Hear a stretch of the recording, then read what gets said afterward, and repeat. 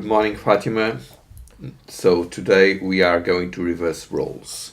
A journalist is interviewed by, someone who used to be a politician. Now is the director of an NGO.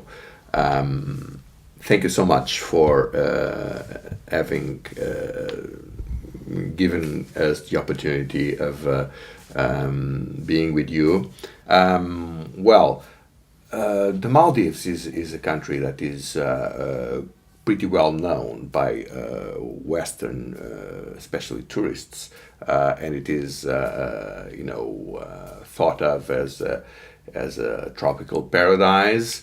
But those of us that are following more the political issues, the Maldives was and is a very important country because it was one of the first where a full democracy was installed in a fully Muslim state. And we were accompanying the experience of the Maldives with a very enthusiastic, in a very enthusiastic way. So, could you tell us about the coup d'état and the recent arrest of the democratically elected president of the Maldives? Yes, like you've said, on the newspapers you would mostly read that it's paradise on earth, and it's such a big tourist destination. However, things within the Maldives, locally, it's not. It's the exact opposite of paradise. I would think, because first of all, when we became a democratic nation, before that it was a 30-year dictatorship, and people were suffering so much. And the first democratically elected president was one of the few freedom fighters for our country. So he fought almost all of his life for the people of the nation. He fought for freedom of expression, freedom of speech, and freedom of thought. And he was well known because he spent almost 12 years in prison, because he fought for the people of the nation, for our freedom. Since President Nasheed came to power in 2008, it wasn't easy. It wasn't easy for the Maldivian Democratic Party government. It wasn't easy for him. There were all sorts of threats, but then, that is what democracy is. You have to, you give the freedom for the people to express themselves. However, there were so many developments, there were so many changes that we never thought that could ever be in the Maldives. There were so many rights given to us. Anybody could say anything on TV, on radio, and that was something that was so new to us. However, since I would say late September of 2011, the opposition parties started to come on TV, go on radio, and even on magazines. It was published that they would not let President Nasheed compete in the 2013 election. I myself saw one of the opposition leaders saying on TV that if they do not topple the government, then they would not win the election in 2013. And there was this big protest on 23rd of December 2011 where religion was the main reason, and they accused President Mohamed Nasheed and his government of not being religious enough, and there was a huge protest. And since then they protested for almost about 23 days, and then on February 6th the police, they went and mutinied, and the army joined them on the morning of February 7th, and then that's how the coup d'etat happened, and the president had no choice. When the army and the police, they mutiny, there's nothing much. I don't think there's anything much that anyone can do. So it was on February 7th, 2012. Well, thank you very much for this explanation. We have seen very clear positions from the High Commissioner, Lady Catherine Ashton, on the issue, and we at the South Asia Democratic Forum would like to express our full solidarity with President Nasheed and with the Maldives Democratic Party, since we think that democracy is the only way we can have peaceful and developed South Asia. We think that the ideologies of hate and the manipulation of religion for political interest is the biggest drama that South Asia, as well as some other regions in the world, is facing.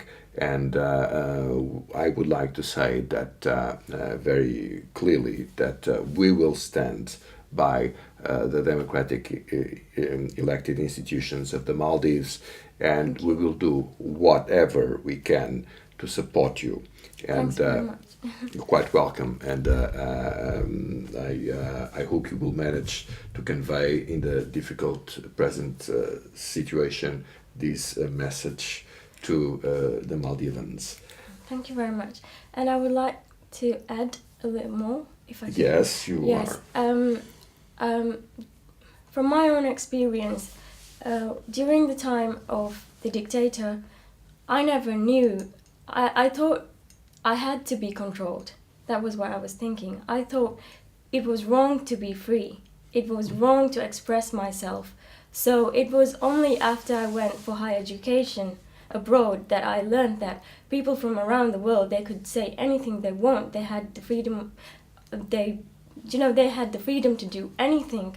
So that's when I realized that all the time what President Nasheed, well, he wasn't the president back then, he was just a prisoner, but he went through all those, he went through torture, he was in prison, and there were few others that was tortured with him. So, it was such a big sacrifice for our nation, and I feel that if they didn't stand up for us, we would never have seen, those few years of democracy. And I feel that every Maldivian should stand up for what they stood up for us. And also, since the coup, there has not been a peaceful day in the Maldives. There has been more than 1,000 arrests. People have been beaten up, MPs have been beaten up. One MP was stabbed to death just about a week and some days ago, and religious extremism is spreading, and well, everything that you see on the magazines and TV about Maldives being paradise is not real for us. Do you think it would be useful for the European people that are visiting Maldives to know what the reality is, and that side by side with paradise by the sea, there is hell for those who seek freedom and democracy in the Maldives? Yes, I think so, because yesterday I had the chance to speak to some of your colleagues, some of the members of the SADF, and they were actually very shocked.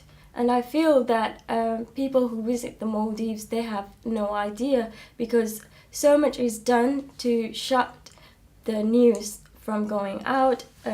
Every time someone stands up and speaks on it on the international media, something else is said against that to, opposing what they're saying, hiding the truth.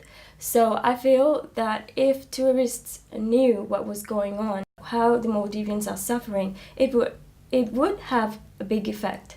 And I feel that it is when all the institutions fail, I feel they've failed. So when all the institutions fail, there is no one else to go to but other countries, other neighboring countries and other organizations. And we've got very little support, which is surprising, because when the coup d'etat happened on the 7th of February, we were so hopeful that when the news hits the international media, it would come to an end.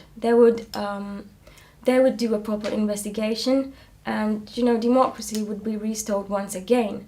But it's been 9 months since the coup, and nothing has changed, if at all.